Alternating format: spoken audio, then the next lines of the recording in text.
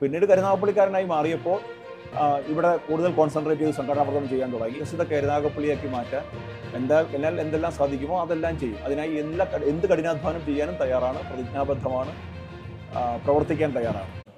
നമസ്കാരം. ഇന്ന് നമ്മളോടൊപ്പമുള്ളത് കരുനാഗപ്പള്ളിയുടെ BJPയുടെ സ്ഥാനാർത്ഥിയായ VS ജിതിദേവാണ്. അദ്ദേഹത്തിനോട് ഒരുപാട് കാര്യങ്ങൾ ചോദിക്കേണ്ട, കാരണം ജനങ്ങൾക്കുൾപ്പെടെ പരിചിതമായിട്ടുള്ള ഒരാളാണ്, ജനകീയനാണ്. അദ്ദേഹത്തെ തന്നെ BJP എന്തുകൊണ്ട് സ്ഥാനാർത്ഥിയാക്കി എന്നുള്ള ഒട്ടേറെ ചോദ്യങ്ങൾ നമുക്കുണ്ട്. നമുക്ക് ആ ചോദ്യങ്ങളിലേക്കെല്ലാം കടക്കാം. നമസ്കാരം. VS ജിതിദേവ്, ഒരു കരുനാഗപ്പള്ളിയിൽ എന്തുകൊണ്ടാണ് VS എന്നുള്ള പേരിൽ ഒരു സ്ഥാനാർത്ഥിയെ ഇറക്കിയത് ഫസ്റ്റ് തന്നെ ചോദിക്കേണ്ടതുണ്ട്.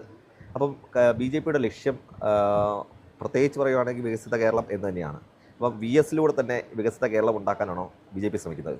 അല്ല, VS എന്നുള്ളത് എൻ്റെ ഇനിഷ്യലാണ്, അല്ലാതെ ഇലക്ഷൻ തെരഞ്ഞെടുപ്പ് മുന്നിൽ കണ്ടുകൊണ്ട് ഇട്ടതല്ല. എൻ്റെ അച്ഛനും എനിക്ക് പേരിട്ടപ്പോൾ തന്നെ എൻ്റെ പേര് VS ജിതിദേവ് എന്നാണ് ഇട്ടത്. അത് അന്ന് മുതൽ, ആദ്യം ജനിച്ച കാലം മുതൽ അല്ലെങ്കിൽ പേരിട്ട കാലം മുതലുള്ളതാണ്. പക്ഷേ VS എന്ന് പറഞ്ഞൊരു ബ്രാൻഡാണ്. കേരളത്തെ സംബന്ധിച്ച് VS ഒരു ബ്രാൻഡാണ്. കരുനാഗപ്പള്ളിയെ വികസിത കരുനാഗപ്പള്ളിയാക്കി മാറ്റാൻ എന്തെല്ലാം സാധിക്കുമോ അതെല്ലാം ചെയ്യും. അതിനായി എന്ത് കഠിനാധ്വാനം ചെയ്യാനും തയ്യാറാണ്, പ്രതിജ്ഞാബദ്ധമാണ്, പ്രവർത്തിക്കാൻ തയ്യാറാണ്. അപ്പോൾ കരുനാഗപ്പള്ളിയിൽ മത്സരിക്കാൻ നിങ്ങളെ പ്രേരിപ്പിച്ചത് എന്താണ്? പ്രത്യേകിച്ച് ഒരു BJPയുടെ നേതൃത്വം താങ്കളോട് മത്സരിക്കണമെന്ന് ആവശ്യപ്പെട്ടിരുന്നോ?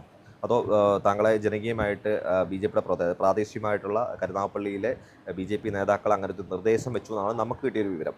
അങ്ങനെ വെക്കുമ്പോൾ താങ്കൾ ഇവിടെ ഒരു ജനകീയനായിട്ട് ഇവിടെ സ്ഥിരമായിട്ട് ഒരു കാണുന്നൊരു മുഖമായി മാറിയിരുന്നു. അങ്ങനെ BJP താങ്കളിലേക്ക് ആ ലക്ഷ്യത്തിലേക്ക് എത്തിക്കാൻ വേണ്ടി ഇവിടെ മത്സരിപ്പിക്കാൻ ഇറക്കിയതാണോ? അങ്ങനെയൊന്നുമല്ല. ഞാൻ ആക്ച്വലി എൻ്റെ സ്വന്തം സ്ഥലം സൂര്യനാടാണ്, പതാരമാണ്. ഞാനൊരു 5 വർഷം മുമ്പ് കരുനാഗപ്പള്ളിയിൽ ഓച്ചിറയിൽ വീട് വെച്ച് താമസമായി. അതിനുശേഷം എൻ്റെ പ്രവർത്തന മണ്ഡലം കരുനാഗപ്പള്ളിയായി.